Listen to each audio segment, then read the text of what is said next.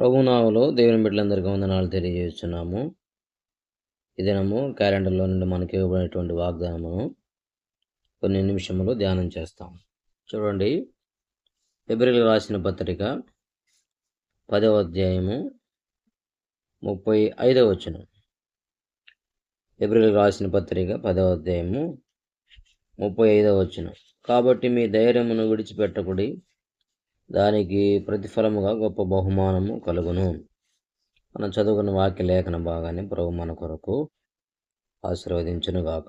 ఇక్కడ మనం చూసినట్లయితే మీ ధైర్యమును విడిచిపెట్టకుడి అని అక్కడ రాయబడినది. విశ్వాస జీవిత యాత్రలో దేవుని బిడ్డలంగా ఈ లోక యాత్రలో మనం కొనసాగిపోతున్నప్పుడు మరి అనేకమైనటువంటి శ్రమలు, బాధలు, ఇరుకులు, ఇబ్బందులు, కష్ట నష్టములు, దుఃఖములు, ఈ విధంగా ఎన్నో శ్రమలు మన జీవితంలో మరి కలిగినప్పుడు అనేకసార్లు ధైర్యాన్ని విడిచిపెట్టేటువంటి పరిస్థితులు వస్తూ ఉంటాయి. కాబట్టి ప్రతి మానవుని యొక్క జీవితంలో లేదా బైబిల్ గ్రంథంలో కూడా మనం చూస్తే మన పితరులు కూడా వారు అలాంటి పరిస్థితులు వారు కలిగినప్పుడు ధైర్యాన్ని విడిచిపెట్టేటువంటి పరిస్థితులు కూడా మనం చూస్తూ ఉంటాం. మరి ప్రాముఖ్యంగా మనం చూస్తే మన పితరులు మరి ఉదాహరణకి మన పితరుడు అబ్రహాము గారి జీవితంలో మనం చూసినట్లయితే అబ్రహాము విశ్వాసము ద్వారా ఆ యొక్క కల్దీలు ఊరు అనేటువంటి పట్టణంలో నుండి బయలుదేరి వచ్చాడు. వచ్చిన తర్వాత తను విశ్వాసముతో ధైర్యముతో ఉన్నాడు. దేవుడు తనతో వాగ్దానం చేసిన రీతిగా తన సంతానాన్ని ఆకాశపు నక్షత్రముల వలె, సముద్రపు ఇసుక రేణువుల వలె ఈ విధంగా చేస్తానని దేవుడు చెప్పాడు. భూలోకములోని వంశములన్నీ కూడా నీ ద్వారా ఆశీర్వదింపబడతాయి అని చెప్పినాడు. సుమారుగా 75 సంవత్సరాల వయసులో దేవుడు అబ్రహామును పిలిస్తే దేవుడు ఇచ్చినటువంటి మాటను తన చేత పట్టుకొని దేవుని వాగ్దానం కొరకు కనిపెట్టుకుంటూ తను జీవిస్తూ ఉన్నాడు. అయితే ఒకానొక పరిస్థితిలో కొన్ని సంవత్సరాలు గడిచిపోయిన తర్వాత వారి జీవితంలో అధైర్యం అనేది చొరబడింది. అందుకనే 15వ అధ్యాయంలో తను ఎంతో నిరుత్సాహంగా మాట్లాడతాడు. ప్రభువా, నీవు నాకేమి ఇచ్చినేమి, సంతానం లేని వాడైపోతున్నాను, దమస్కు ఎలియాజరే నా ఇంటికి ఆస్తికర్త అవుతాడు అని మాట్లాడిన తర్వాత అక్కడ వారు దేవదూతలు మీదటికి కాలమున మరలా మీ దగ్గరికి వచ్చేదము, అప్పుడు కుమారుడు కలుగునని వాళ్ళు తెలియజేస్తారు. మరి 15వ అధ్యాయంలో కూడా దేవుడు అంటాడు, లేదు, నీ గర్భవాసమున కుమారుడు పుడతాడు అని దేవుడు చెప్పినప్పటికీ వారి జీవితంలో మరి సందేహము, అధైర్యము కలిగిన దాన్ని బట్టి 16వ అధ్యాయంలోకి పోతే అక్కడ శారా మాట విని అబ్రహాము ఆగరుతో వెళ్ళినప్పుడు ఇస్మాయిల్ జన్మిస్తాడు. ఇస్మాయిల్ జన్మించినప్పుడు అబ్రహాముకి 86 సంవత్సరాలు. 86 అంటే 75 ఏండ్లో వయసులో అబ్రహాము వస్తే 86 అంటే అప్పుడు సుమారుగా 11 ఏళ్ళు. వీరిరువురు కూడా దేవుని వాగ్దానం కొరకు ఎదురు చూస్తూ ఉన్నారు. వాళ్ళ జీవితంలో ధైర్యంతో ఉన్నారు. ఎందుకనంటే దూర ప్రాంతంలో ఉన్నారు, బంధుమిత్రులు ఎవరు కూడా లేరు, స్నేహితులు లేరు, రక్త సంబంధికులు లేరు, ఎవరు కూడా లేరు. వారు వాగ్దాన దేశంలో ఉన్నారు. అయితే ఎప్పుడైతే వారి జీవితంలో అధైర్యం వచ్చిందో ఇది జరగదేమో, ఇది అవదేమో అనేటువంటి పరిస్థితుల్లో వారు అధైర్యపడి నిరుత్సాహపడి వారు స్వతహాగా ఆ కార్యాన్ని జరిగించినట్లుగా మనం చూస్తున్నాం. అది మాత్రమే కాదు, మన పితరులు ఎంతోమంది వారి జీవితాల్లో వారు అధైర్యం వలన తొట్టుపడినట్లుగా మనం చూస్తూ ఉంటున్నాం. ఇశ్రాయేలు ప్రజలు కూడా అక్కడ ధైర్యపడి మోషే అహరోనుల మీద సనిగినారు. మేము అక్కడే ఐగుప్తులోనే మేము చచ్చిపోతామని చెప్పాం కదా, ఎందుకని నీవు మమ్మల్ని ఈ విధంగా చేసావని 15వ అధ్యాయంలో అక్కడ మనకు తెలుసు, 14వ అధ్యాయంలో. కాబట్టి వారు భయపడి వారు ఆ విధంగా ప్రవర్తించినట్లుగా కూడా మనం చూస్తూ ఉంటాం. అక్కడ మోషే అంటాడు, అక్కడ నిర్గమాకాండము 14వ అధ్యాయంలో ఒక మాట ఉంది. అక్కడ నిర్గమాకాండం 14వ అధ్యాయం అక్కడ అంటాడు, చూడండి 10వ వచనం, 14:10. ఫరో సమీపించుండగా ఇశ్రాయేలీయులు కనులెత్తి ఐగుప్తీయులు తమ వెనుకొచ్చుట చూచి మిక్కిలి భయపడి యెహోవాకు మొరపెట్టిరి. అంతటా వారు మోషేతో ఐగుప్తుల సమాధి లేవని అరణ్యములో చచ్చుట మమ్ములను రప్పించితివా, మమ్మను ఐగుప్తుల నుండి బయటికి రప్పించి మమ్మల్ని ఇట్లు చేయనేలా. అది భయపడి దేవునికి మొరపెట్టారు, బాగానే ఉంది. మొరపెట్టిన తర్వాత మరలా మోషేతో అంటున్నారు, ఐగుప్తులో సమాధులు లేవని ఇక్కడికి తెచ్చావా అంటున్నారు. కాబట్టి భయము చేత వాళ్ళు వారి దేవుని ప్రవక్త మీద వాళ్ళు సనుగుతూ ఉంటున్నారు, ఎన్నో మాటలు వారు ఆడుతూ ఉంటున్నారు. కాబట్టి ఈ విధంగా ధైర్యము కూలేటువంటి పరిస్థితులు వస్తూ ఉంటాయి. మత్తయి సువార్త 14వ అధ్యాయంలో కూడా వారు ఒంటరిగా దోణి మీద ఉండి ఉన్నప్పుడు ప్రభు వాళ్ళకంటే ముందుగా మీరు వెళ్ళండి, నేను వస్తానని చెప్పినప్పుడు 4వ జామున ప్రభు వాళ్ళ దగ్గరికి వస్తున్నప్పుడు భూతమని చెప్పి భయపడి వాళ్ళకి ఆకలి వేస్తూ ఉంటారు. అప్పుడు ప్రభు అంటాడు, భయపడకూడదు, నేనే, ధైర్యం తెచ్చుకోండి అంటాడు. మత్తయి సువార్త 14:27లో. ఎందుకు వారిలో భయం వచ్చిందంటే అల్ప విశ్వాసము చేతనే అని అక్కడ రాయబడినది.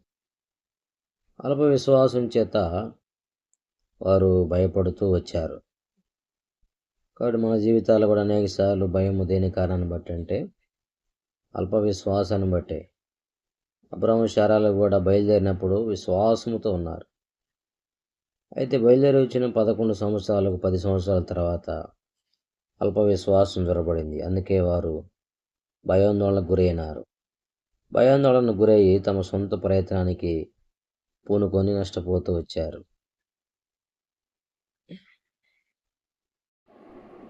కాబట్టి ఇక్కడ మనం చూసినట్లయితే మన జీవితాల్లో అనేక సార్లు మనము భయానికి గురయ్యేవారం ఉంటాం. భయాందోళనకు గురయ్యి మనము సొంత ప్రయత్నాలు చేసి ఏమి చేయాలో తోచగా మనమే ఒక ప్రయత్నానికి పూనుకొని నష్టపడే వారంగా మనం ఉంటాం. అయితే మన జీవితాల్లో ధైర్యం విడిచిపెట్టకుండా ఉండాలంటే మనము ఎలాంటి అనుభవం కలిగిన వారంగా ఉండాలంటే దేవుని వాక్యంలో కొన్ని మాటలు ఉన్నాయి. చూడండి, ఎఫెసీయులకు రాసిన పత్రిక పౌలు గారు ఎఫెసీ పత్రిక 3వ అధ్యాయం 12వ వచనంలో ఒక మాట చెప్పాడు. ఎఫెసీ 3:12లో ఒక మాట అన్నాడు, ఆయన యందు విశ్వాసము చేత ధైర్యమును నిర్భయమైన ప్రవేశమును ఆయన బట్టి మనకు కలిగి ఉన్నవి. ఆయన యందు విశ్వాసము చేత ధైర్యము అన్నాడు. విశ్వాసముతో మన జీవితాల్లో ఎప్పుడైతే మనం విశ్వాసముతో నింపబడిన వారంగా మనం ఉంటామో అప్పుడు ఆటోమేటిక్గా ధైర్యాన్ని కలిగిన వారంగా మనం ఉంటాం. ధైర్యాన్ని కోల్పోవడానికి గల కారణం అవిశ్వాసమే, అల్ప విశ్వాసమే అని దేవుని వాక్యాలను కూడా మనం చూస్తూ వచ్చినాం. కాబట్టి విశ్వాసముతో మనము నింపబడే వారంగా మనం ఉండాలంటే దేవుని వాక్యం రాయబడిన రీతిగా రోమీయులకు రాసిన పత్రికలో వినుట వలన విశ్వాసము అన్నాడు. వినుట దేవుని గురించిన మాట వలన అన్నాడు. 10:17 అనుకుంటా రోమీయులకు రాసిన పత్రికలో. కాబట్టి వినుట ద్వారా విశ్వాసము. అది ఆ వినేది దేని గురించి అంటే క్రీస్తును గురించినటువంటి మాటల వలన. అందుకే దేవుని వాక్యాన్ని మనం ఎక్కువ చదువుతూ ఉండాలి. దేవుని మాటలు ఎక్కువగా మనం వింటూ ఉండాలి. అప్పుడు విశ్వాసముతో నింపబడే వారం ఉంటాం. అవిశ్వాసం మనలోకి రాకుండా ఉంటుంది. ఒకవేళ అవిశ్వాసంతో అవిశ్వాసం మనలో ఉంటే మనం ఏం చేయాలంటే ప్రభుకు అప్పగించుకోవాలి. ఇర్మీయా గ్రంథం 3:22 అనుకుంటా అక్కడ అంటాడు, భ్రష్టులైన బిడ్డలారా తిరిగి రండి, మీ యొక్క అవిశ్వాసం నేను బాగు చేస్తానంటాడు. కాబట్టి అవిశ్వాసంతో ఒకవేళ నింపబడి ఉంటే మనము మన అవిశ్వాసాన్ని తీసివేసి విశ్వాసంతో మనం నింపబడాలంటే మరి ప్రభుకు అప్పగించుకోవాలి. ప్రభు అవిశ్వాసాన్ని బాగు చేస్తాడు. ఇంకా మనం చూసినట్లయితే మన జీవితాల్లో ధైర్యాన్ని మనం కలిగిన వారం ఉండాలంటే ఒకటి విశ్వాసం కలిగి ఉండాలని చూస్తూ వచ్చాం. రెండవది మనం చూస్తే అపోస్తుల కార్యములు 4:13 కూడా అక్కడ ఒక లేఖనం భాగం ఉన్నది. అపోస్తుల కార్యము 4:13 వారు పేతురు యోహానుల ధైర్యమును చూసినప్పుడు వారు విద్యలేని పాములను గ్రహించి ఆశ్చర్యపడి వారు యేసుతో కూడా ఉండిన వారని గుర్తెరిగిరి. అది కాబట్టి యేసుతో కూడా వారు అంత ధైర్యముతో ఉండడానికి గల కారణం ఏంటంటే యేసుతో కూడా ఉన్నవారు. వాళ్ళు ఆనాడు యేసుతో కూడా ఉన్నారు. ఉండటం ద్వారా వారికి ధైర్యం వచ్చింది. యేసుతో కూడా ఉండి ఏం చేశారు? వాళ్ళు యేసుతో కూడా ఉండి ప్రార్థన చేశారు. యేసుతో కూడా ఉండి అద్భుత కార్యాలు చూశారు. యేసుతో కూడా ఉండి ఆశ్చర్య కార్యాలు చూశారు. యేసుతో కూడా ఉండి సూచక క్రియలు చూశారు. యేసుతో కూడా ఉండి చనిపోయిన వారిని బ్రతికించడం చూశారు. యేసుతో కూడా ఉండి అనేకమైనటువంటి వ్యాధులు కలిగిన వారిని స్వస్థపరచడం చూశారు. యేసుతో కూడా ఉండి అనేకమైనటువంటి ఉపమానాలు ఆయన బోధన విన్నారు.